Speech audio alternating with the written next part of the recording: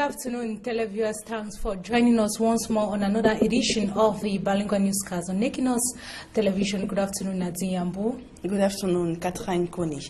Mesdames et messieurs, bonsoir. Merci d'honorer ce rendez-vous de l'information sur Equinos Télévision.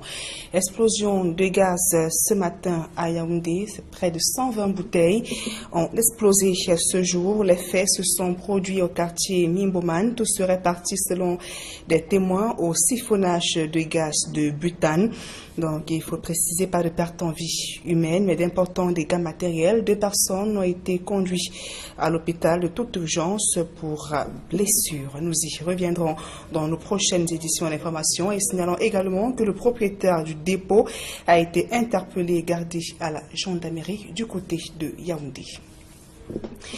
Grave accident de la circulation cette nuit sur l'axe Yaoundé-Douala. L'accident s'est produit précisément aux environs de Sombom, non loin de Boumniébel. Le drame a eu lieu vers 22 h cette nuit. Le bilan est passé de 13 morts à 15. L'accident implique, faut-il le préciser, un bus de transport de l'agence Générale Voyage et un camion semi-remorque. Les bons nombres de témoins sont restés coincés pendant de longues heures dans le véhicule, faute de secours. Les corps des victimes ont été transportés à l'hôpital d'Idéa. Autre actualité dans ce journal, alors que tous les mouvements autour de la crise anglophone se multiplient, l'on se rapproche progressivement de l'année électorale au Cameroun. L'élection présidentielle notamment attire l'attention des chancelleries occidentales. L'ambassadeur d'Allemagne au Cameroun insiste sur l'importance d'un processus électoral transparent pour garantir la stabilité après le scrutin. Et l'ambassadeur de France au Cameroun, quant à lui, insiste sur le rôle que doit jouer la presse en de pareilles circonstances. Le reportage de Georges Mitterrandam et Sylvestre Zangao. À l'approche de l'année 2018, le débat sur les échéances électorales anime de plus en plus la scène politique au Cameroun. Dans certaines chancelleries aussi, l'on souhaite au sortir de ces élections, la présidentielle notamment, que le Cameroun reste un pays stable. Pour cela, Von Wieterstel, l'ambassadeur d'Allemagne au Cameroun, affirme que c'est possible, tant que la transparence gouverne l'ensemble du processus électoral. Moi, je dois dire, alors, pour nous comme amis, les élections doivent toujours mener à une stabilité après. Les travaux préparatoires doivent se dérouler dans un contexte de paix, bien transparent, certainement, et les élections elles-mêmes également, afin que le résultat soit accepté par la population. Et ça, c'est souvent en Afrique un problème. Après, le véritable combat commence après les élections. C'est dommage. Le résultat concret, c'est aux Camerounais de décider. Pour sa part, Gilles Thibault, l'ambassadeur de France au Cameroun, se limite au rôle que la presse doit jouer en pareilles circonstances. 2018, année électorale, en France, on était dans une année électorale en 2017. Vous allez être pleinement dans l'exercice des responsabilités. Il va falloir aller au fond des choses, présenter une information juste, mesurée, pesée, et présenter les différents candidats, respecter les temps de parole et aider les citoyens au moment venu à faire des choix.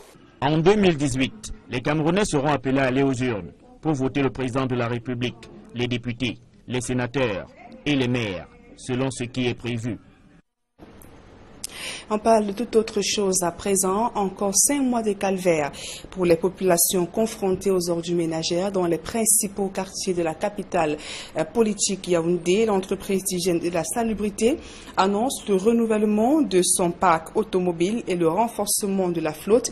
Mais cela s'avère insuffisant au regard du ramassage qui se fait à un rythme lent dans les rues de la ville de Yaoundé. Le reportage d'Emmanuel Diop et Marcelin Gansop.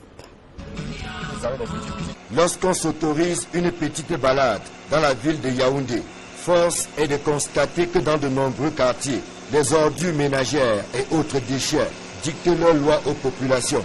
Et cela ne date pas d'aujourd'hui.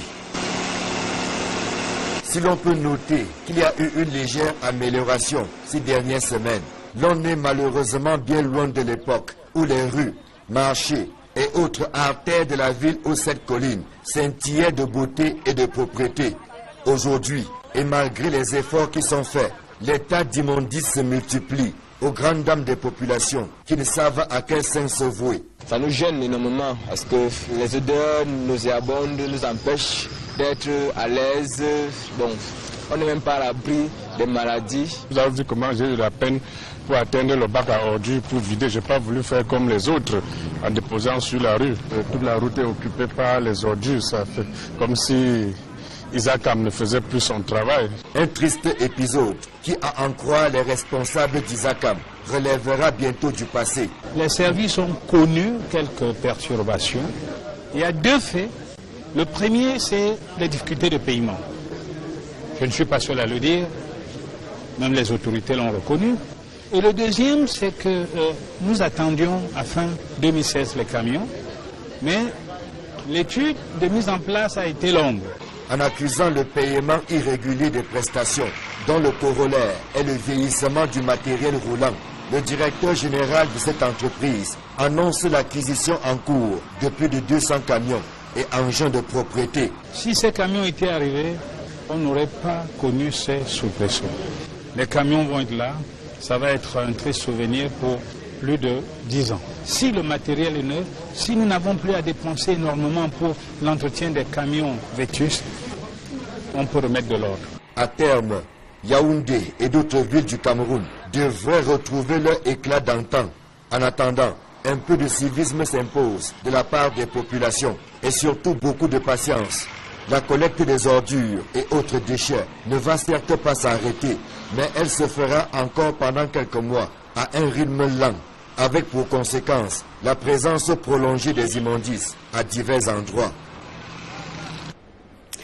L'actualité hors de nos frontières à présent, le secrétaire général de l'ONU a entamé ce mardi une visite de 4 jours en République centrafricaine. Antonio Guterres arrive dans un contexte marqué par une nouvelle vague de violence alors que le mandat de la MINUSCA doit être renouvelé le mois prochain. Des précisions avec Donald Anuswa.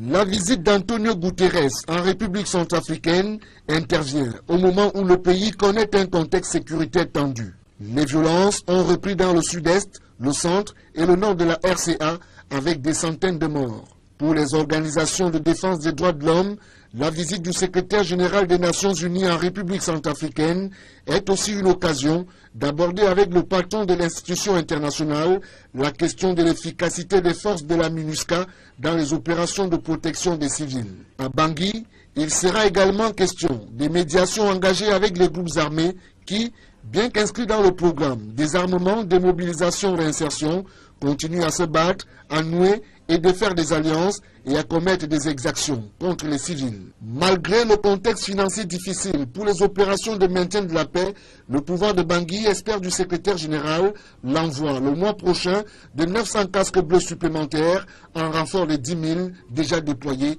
dans le pays. C'est avec ce reportage que nous mettons un thème à la première partie de ce journal. La suite, c'est en langue anglaise avec vous, Catherine Koni. Thank you, Nadine Yambu. Thank you, televiewers, for staying with us on the second part of the bilingual newscast. On Equinos Television, security forces in Yaoundé are detaining a proprietor of a gas depot which exploded into flames Tuesday. It is alleged the gas vendor was siphonning gas. Details with Roland Ako. The gas explosion occurred 9 a.m. Tuesday at a local gas sales point in the Nimboman neighborhood in Yaoundé. This little shop here where they sell gas, that was on fire. So quickly, some of the people in the quartier, they decided to call the fire rescue. So as the fire rescue, they arrived and they tried to see how they can put out the fire, but since it was gas, there was an explosion. The first explosion took place, I was present. Second, I was present. Third, I was present. It was the third that was getting a bit dangerous that I had to leave. It was a very big explosion. There was a big ball of fire in the air.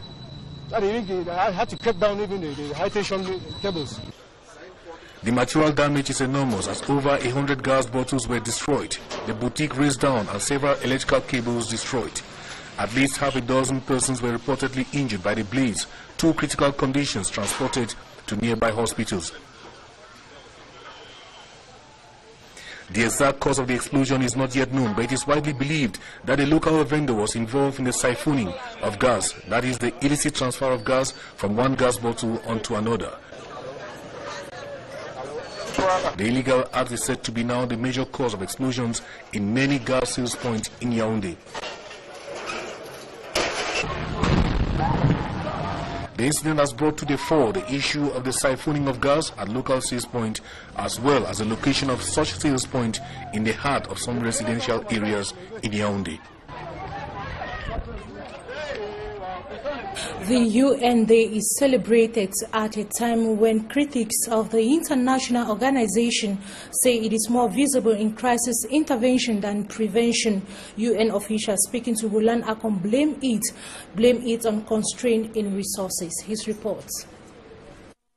The visit of the United Nations Secretary General Antonio Guterres to the war-torn Central African Republic comes at a time when communal tensions are growing, violence spreading, and the humanitarian situation is deteriorating. The deteriorating situation has this far driven about a quarter of the people in the country from their homes, and since the start of 2017, the number of internally displaced persons has reached 600,000, and refugees in neighboring countries numbers over 500,000. Another hot issue Antonio Guterres is expected to address while in Bangui is preventing sexual exploitation and abuse, crimes which are allegedly committed by the UN peacekeepers. He will certainly also address the rising needs of humanitarian personnel and aid workers who are being targeted and at times are access restricted. Already in the current year running, 12 relief workers and an equal number of peacekeepers from the United Nations Multidimensional Integrated Stabilization Mission, known by its French acronym MINUSCA, have lost their lives in hostile acts. Antonio Guterres is the second highly rated personality to visit the Central African Republic after Pope Francis did some months ago. Antonio Guterres will commemorate the United Nations Day that comes up every October 24th in the Central African Republic. And in the same line, the UN Day is celebrated at a time when critics of the international organization say it is more visible in crisis intervention than prevention. UN officials speaking to Roland Akon blame it on a constraint in resources. His report. Enormous strain on resources, we are told, compels the UN to be more prone to intervention than prevention of crises in the world. Unfortunately, we are not very good at doing prevention, and mostly it's because we don't have a lot of resources to do it. It's very difficult to have financial resources for when everything is going well, just to avoid crises. It's always easier to receive funds when things have already blown up. So it's something we're really trying to work hard on. The resident representative of the UN. And that brings us to the end on this edition of the Bilingual Newscast on Equinos Television. Thanks for staying with us. Good afternoon once more, Nadine Yambou. Good afternoon, Catherine Koné. Mesdames et messieurs, c'est la fin de ce journal. Merci de nous avoir suivis. Prochain rendez-vous, 18h langue anglaise et 20h en langue française.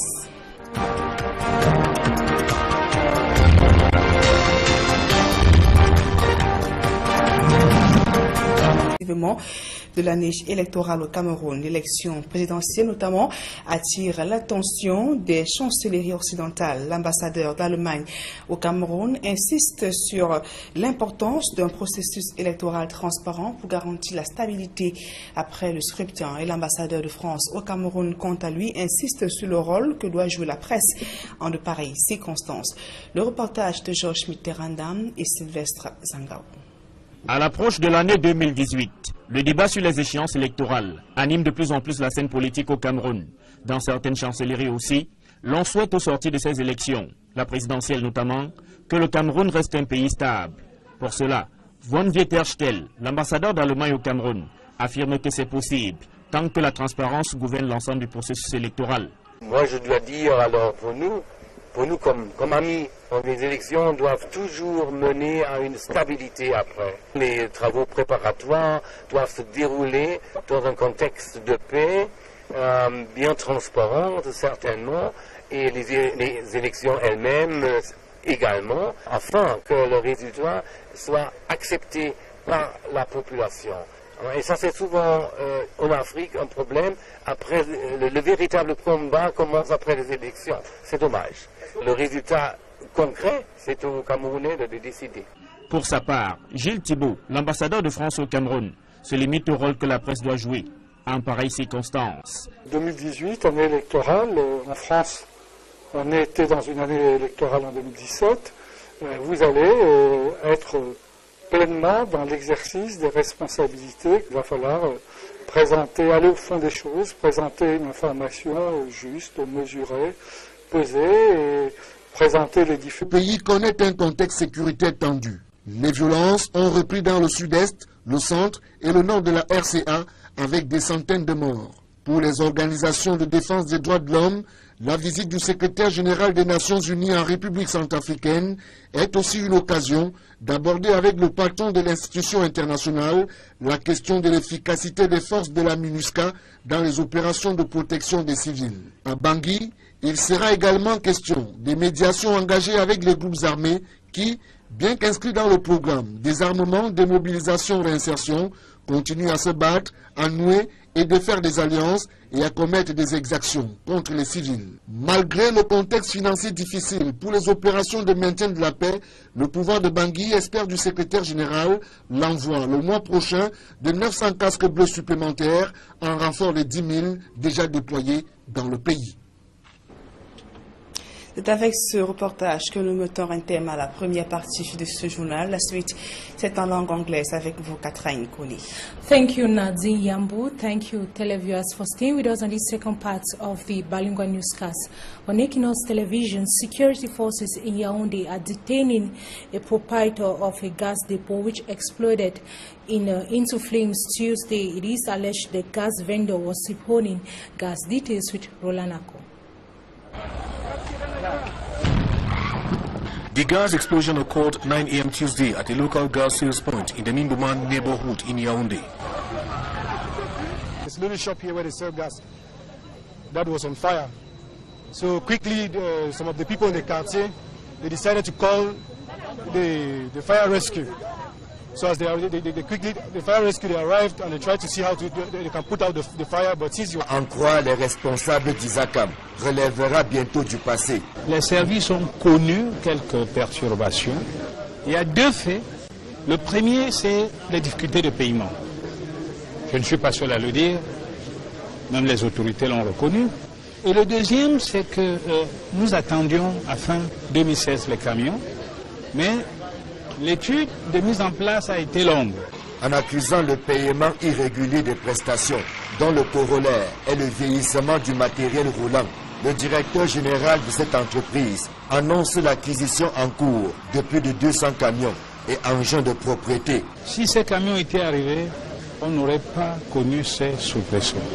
Les camions vont être là, ça va être un triste souvenir pour plus de 10 ans. Si le matériel est neuf, si nous n'avons plus à dépenser énormément pour l'entretien des camions vétustes, on peut remettre de l'ordre. À terme, Yaoundé et d'autres villes du Cameroun devraient retrouver leur éclat d'antan. En attendant, un peu de civisme s'impose de la part des populations et surtout beaucoup de patience. La collecte des ordures et autres déchets ne va certes pas s'arrêter, mais elle se fera encore pendant quelques mois à un rythme lent, avec pour conséquence la présence prolongée des immondices à divers endroits. L'actualité hors de nos frontières à présent, le secrétaire général de l'ONU a entamé ce mardi une visite de 4 jours en République centrafricaine. Antonio Guterres arrive dans un contexte marqué par une nouvelle vague de violence alors que le mandat de la MINUSCA doit être renouvelé le mois prochain. Des précisions avec Donald Anuzwa. La visite d'Antonio Guterres en République centrafricaine intervient au moment où le candidat respecter les temps de parole et aider les citoyens au moment venu à faire des choix. En 2018, les Camerounais seront appelés à aller aux urnes pour voter le président de la République, les députés, les sénateurs et les maires, selon ce qui est prévu.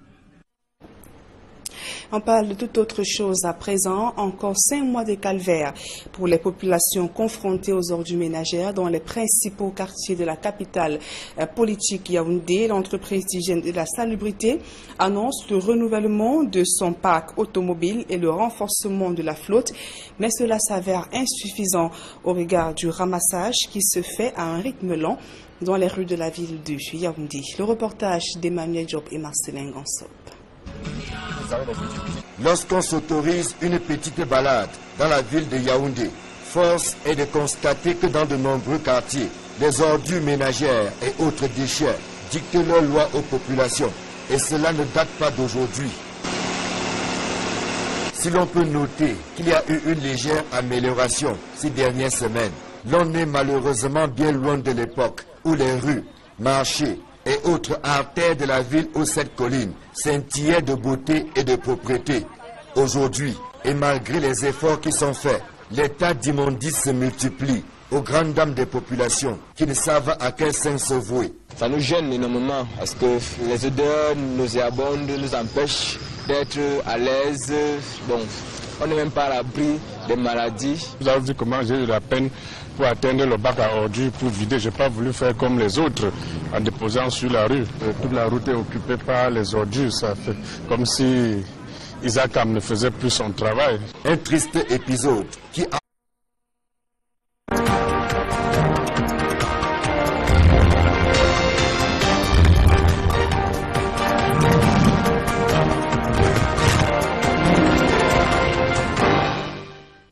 Good afternoon, televiewers. Thanks for joining us once more on another edition of the Bilingual Newscast on Equinos Television. Good afternoon, Nadine Yambou. Good afternoon, Catherine Kony.